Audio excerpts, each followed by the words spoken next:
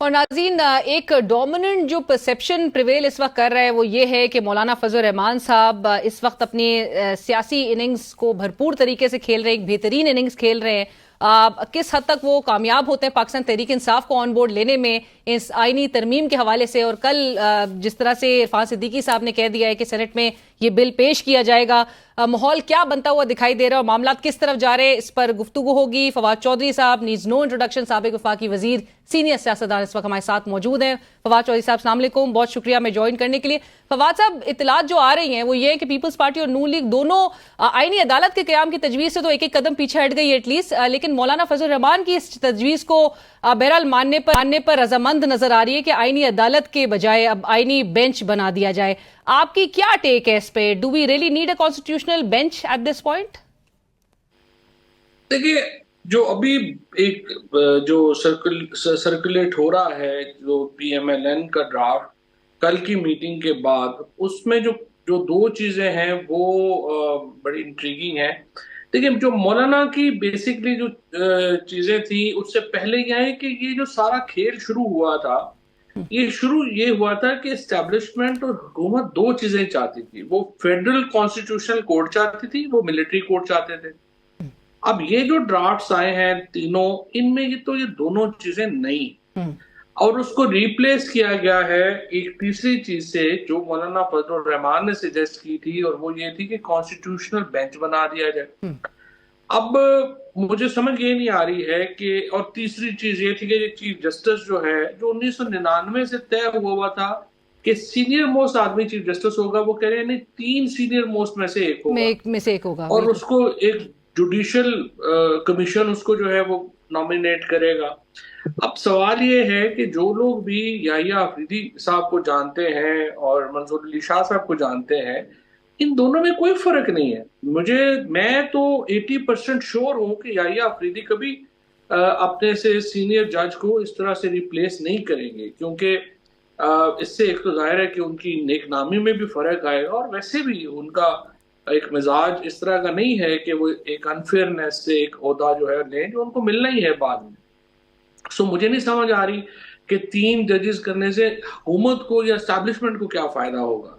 Second بات یہ ہے کہ دیکھیں نا، حکومت تو یہ اس لیے لا رہی تھی نا کہ جو سپریم کورٹ کے ایسے ججز لگ جائیں جو فیصلے ہمیں بتا کے کریں، تاکہ ہمیں کوئی سرپرائز نہ ہو، ولنربلٹی نہ ہو۔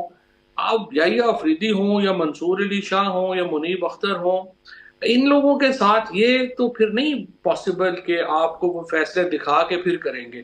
یہ تو انڈیپینڈنٹ ججز ہیں اور ایسے ہی رہیں گے۔ سو ایک تو یہ اس میں نہیں ہے۔ اب جب یہ نہیں ہے تو پھر اتنی قیامت کیا ہے 25 سے پہلے کرنے کی، اور اس کی وجہ سے اتنی زیادہ ڈرافٹنگ کی غلطیاں ہیں اس کانسٹیٹیوشن امینڈمنٹ میں کہ آپ سر پکڑ کے بیٹھ جاتے ہیں کہ آخر یہ کس طرح سے کر رہے ہیں، اور اس کے نتیجے میں ایک پوری کمپلیکیشن پیدا ہو جائے گی۔ پاکستان کا عدالتی نظام اوپر سے نیچے ہو جائے گا، اور اس کی کوئی تک ہی نہیں بنتی جو ابھی تک کی۔ میں تو حیران ہی ہوں حکومت اور اسٹیبلشمنٹ کے اوپر کہ وہ کیا آخر چاہتے کیا ہیں۔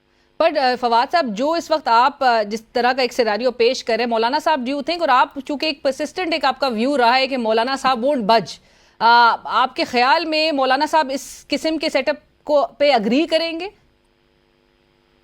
نہیں، جو آج سینٹ میں بریفنگ دی ہے شہباز شریف صاحب نے اپنے سینیٹرز کو، وہ تو یہی ہے، انہی لائنز کے اوپر ہے۔ تو اس کا مطلب تو یہ ہے کہ پیپلز پارٹی اور نون لیگ نے اپنی پوزیشن جو ہے وہ چینج کی ہے بہرحال، اور وہ اس سے کانسٹیٹیوشنل کورٹ سے تو اب جو ہے وہ پیچھے ہٹ گئے ہیں۔ لیکن اگر آئینی عدالت نہیں ہوتی اور آئینی بینچ ہوتا ہے تو پھر مولانا صاحب کو بھی تو کچھ بدلے میں، ظاہر ہے ہر تمام شرائط جو ہے وہ تو نہیں مانی جا سکتی، ان کو بھی تو کوئٹ پرو کو دینا ہوگا۔ نہیں، وہ یہ دے رہے ہیں نا کہ جو وہ کہہ رہے ہیں کہ ججز کی اپوائنٹمنٹ جو ہے اس کانسٹیٹیوشنل بینچ میں وہ جوڈیشل کمیشن کرے گا، اور جوڈیشل کمیشن میں حکومت کی اکثریت ہے، 8-5 ہے، تو وہ ججز جو لگانے ہیں اس کانسٹیٹیوشنل وہ جو بنے گا بینچ، اس کے وہ حکومت نے لگانے ہیں۔ تو یہ ایک کوئٹ پرو کو تو ہے نا۔ سو فواد صاحب، یعنی کہ اگلے چیف جسٹس پھر جسٹس منصور علی شاہ صاحب نہیں ہوں گے؟ اپیرنٹلی تو یہی لگ رہا ہے، اور تو کوئی تک ہی نہیں بنتی، ورنہ 3 ججز لانے کی یا جو پروویژن ہے اس کی تو اور کوئی، اس سے علاوہ تو اور کوئی تک نہیں بنتی نا، ورنہ تو اگر سینئر موسٹ ہیں تو وہ شاہ صاحب ہیں سینئر موسٹ، پھر وہ تو لگ ہی جاتے ہیں. اور آپ چیف جسٹس قاضی فائز عیسیٰ صاحب کو 25 تاریخ کو گھر جاتا ہوا دیکھ رہے ہیں یا کسی نئے آئینی رول میں بھی دیکھ سکتے ہیں؟ نہیں، فی الحال تو ظاہر ہے صدر کا عہدہ جو ہے وہ تو زرداری صاحب نے اس کو بڑا زیادہ محبت سے لیا ہے، وہ تو نہیں چھوڑیں گے ظاہر ہے. اور اس لیے تو یہ سارا جھگڑا شروع ہوا ان کا. تو اس لیے اب فی الحال صدر کا عہدہ خالی نہیں ہے، تو اس کے بعد چیف جسٹس پاکستان کے بعد وہ کہیں گورنر بلوچستان لگنے سے تو رہے، لیکن کوئی پتہ نہیں ہے ہمیں. رائٹ. بٹ فواد صاحب، سلمان اکرم راجہ صاحب کہہ رہے تھے کہ یہ جو جے یو آئی کا آئینی جو ترمیم کا مسودہ ہے یہ بہت بہتر ہے اور اس سے بات جو ہے وہ آگے بڑھ سکتی ہے. سو آپ کو لگتا ہے کہ مولانا صاحب پاکستان تحریک انصاف کو قائل کرنے میں کامیاب ہو سکتے ہیں؟ مولانا تو قائل کر لیں گے اور ہونا بھی چاہیے، اور اس پہ بات چیت بھی ہونی چاہیے. پی لیکن ٹی آئی مطلب حمایت کر سکتی ہے، اس نقطے پہ آ سکتی ہے؟ پی ٹی آئی کو دیکھیے نا، اگر اسمبلی میں پی ٹی آئی ووٹ کرتی ہے تو پھر اس کا مطلب یہ ہے کہ وہ فارم 47 کے نیریٹو تو ان کا ختم ہو. کریڈیبلٹی دے دیں گے.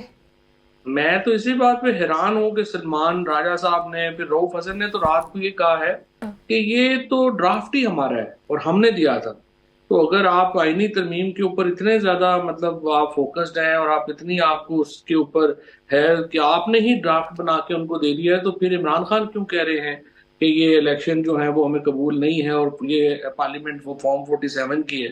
یہ اصل میں یہ جو جوکرز اکٹھے ہو گئے ہیں، رؤف حسن ٹائپ اور یہ وہ، انہوں نے سارا پی ٹی آئی کا تو غیر سنجیدہ کر دیا سارے کا سارا کام. اور آپ نے جس طرح سے کہا کہ تحریک انصاف جو ہے وہ اب، اور آپ ہمیشہ سے یہ کہتے آئے ہیں ویسے کہ کھلنڈروں کے ہاتھ میں ہے، سو یہ بھی انکلوڈ کریں گے آپ ان وارداتوں میں جو آپ کے خیال میں یہ جو کھلنڈرا پن وہ دکھا رہے ہیں اس میں یہ بھی شامل ہے؟ ظاہر ہے، دیکھیں نا، یہ تو بڑی ایک تباہی کی بات ہے کہ آپ کہہ رہے ہیں کہ کانسٹیٹیوشنل امینڈمنٹ کا پیکج ہی ہم نے بنا کے دیا. تو یہ تو ایک بڑا نان سیریس ہے. دیکھیں، آپ شام کو کہتے ہیں ہم کسی کمیٹی میں شرکت نہیں کریں گے، فلسطین کی کانفرنس میں آپ جاتے نہیں ہیں، اگلے دن آپ امینڈمنٹس کی کمیٹی میں بیٹھ جاتے ہیں، اس کے بعد آپ وہاں سے اٹھتے ہیں، آپ کہتے ہیں ڈی چوک پہ اکٹھے ہو جاؤ، وہ 2 گھنٹے بعد وہ کینسل ہوتا ہے. پھر آپ مطلب عجیب و غریب مذاق بنا ہوا ہے. باہر بیٹھے ہوئے لوگ ہیں جن کا نہ کوئی تعلق ہے، جن کو نہ پاکستان میں، یعنی جو لوگ باہر بھاگ گئے ہیں وہ بہت بڑے سکندر ہیں، جو لوگ یہاں پہ بیٹھے ہوئے ہیں وہ غدار ہیں. عجیب و غریب پی ٹی آئی کا کرائٹیریا چل رہا ہے، نہ کوئی سار ہے نہ پیر. فواد صاحب، ایسے میں انہوں نے کل جو ملک گیر احتجاج کی کال دے رکھی ہے، اس کو آپ کیسے ریٹ کر رہے ہیں؟ آپ کو کامیاب ہوتی یہ کال نظر آ رہی ہے، ناکام ہوتی دکھائی دے رہی ہے؟ قیادت میں آپس میں جتنے اختلافات ہیں، شکوک و شبہات کی نظر سے ایک دوسرے کو دیکھا جا رہا ہے، آپ کو لگتا ہے کہ ایسے ماحول میں، اور دیو مس دا بوٹ جو ایک انہوں نے پہلے کال دے رکھی تھی، ٹائمنگ بڑی وہ اہم سمجھی جا رہی تھی، اس کے بعد اب یہ وہ ٹارگیٹس اچیو نہیں کر سکیں گے؟ نہیں، ٹارگیٹ تو دیکھو نا علینا، پالیٹکس میں آپ پہلے ایک بڑی سٹوری تو بنائے نا، پھر اس کے بعد اس سٹوری میں رنگ بھرے جاتے ہیں. احتجاج کہاں ہونا ہے، کیا کرنا ہے، بڑی سٹوری کوئی نہیں ہے. عمران خان کو باہر آپ نے لانا ہے تو اس کے لیے کوئی آپ کو پہلے ایک بڑی کہانی بنانی ہے نا. جو میں سمجھتا ہوں کہ دیکھیں، یہ گوہر ہیں یا سلمان ہیں، یہ لوگ مطلب میرا بڑا احترام کا تعلق ہے، بھائیوں کی طرح ہے، لیکن دیکھو سیاست ان کے بس کی کام نہیں ہے. اس کے لیے عارف علوی صاحب کو، اسد کیسر کو، علی امین کو، عمر ایوب کو، ان 3-4 لوگوں کو جو بھی بظاہر ایکٹیو ادھر نظر بھی آتے ہیں، ان کو اپنے ساتھ جو ہے وہ جائیں، وہ شاہ محمود قریشی سے ملیں، علی اعجاز چودھری صاحب سے ملیں، محمود الرشید سے ملیں، اور ایک بڑی اسٹریٹجی اپنی بنائیں. اور اسٹریٹجی میں دیکھیں، میں تو شروع سے ہی آپ کے پروگرام میں بھی میں کہتا رہا ہوں کہ جب تک آپ اپوزیشن الائنس نہیں بنا سکتے، آپ کوئی خطرہ نہیں ہے حکومت. How do you see Pakistan Tehreek Insaf's graph, Fawad صاحب, in terms of جو پرفارمنس ہے لیڈرشپ کی، جو ابھی ہم بات بھی کر رہے ہیں، اب گراف کو not in terms of popularity of course, وہ تو ہمیں پتہ ہے 8 فروری کے بعد سے وہ گراف مسلسل اوپر جا رہا ہے، لیکن جو یہ گراف ہے ان ٹرمز آف پرفارمنس، وہ کس حد تک والیٹیلٹی کا شکار ہے یا گر گیا ہے مزید؟ نہیں، دیکھیں نا، ایک چیز ہوتی ہے پاپولیرٹی اور ایک چیز ہوتی ہے اس پاپولیرٹی کو افیکٹ دینا.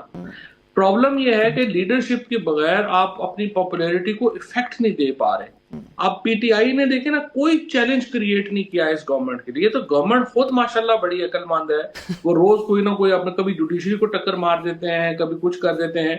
पीटीआई की तरफ से तो कोई चैलेंज इस हुकूमत को, पीटीआई की तरफ से आपको लग रहा है कि वो मजबूत हो रहे हैं, मजबूत होना शुरू हो चुके हैं? देखो अलीना, इतना मजबूत हो गए हैं कि किसी को कोई परवाह ही नहीं है कि वो शाह महमूद कुरैशी जितने बड़े आदमी की बहू को उठा ले, कोई प्रॉब्लम ही नहीं है। वो सेनेटर्स को जो है वो उधर से लॉजेस में घुस के उठा लें, कोई कॉन्सिक्वेंस ही नहीं है। आप एमएनए के बेटों को उठा लें, बच्चों को उठा लें, कोई डर खौफ ही नहीं रहा, वो कानून का ही नहीं रहा। तो ये क्या नाकामी है? यही पीटीआई की नाकामी है। फवाद साहब, इसका मतलब एक कोर जो आप एक वजह समझते हैं वो इनएक्सपीरियंस, मतलब जो लॉट है वो आपके ख्याल में इस वक्त जो क़यादत कर रहा है इनएक्सपीरियंस ही की वजह से?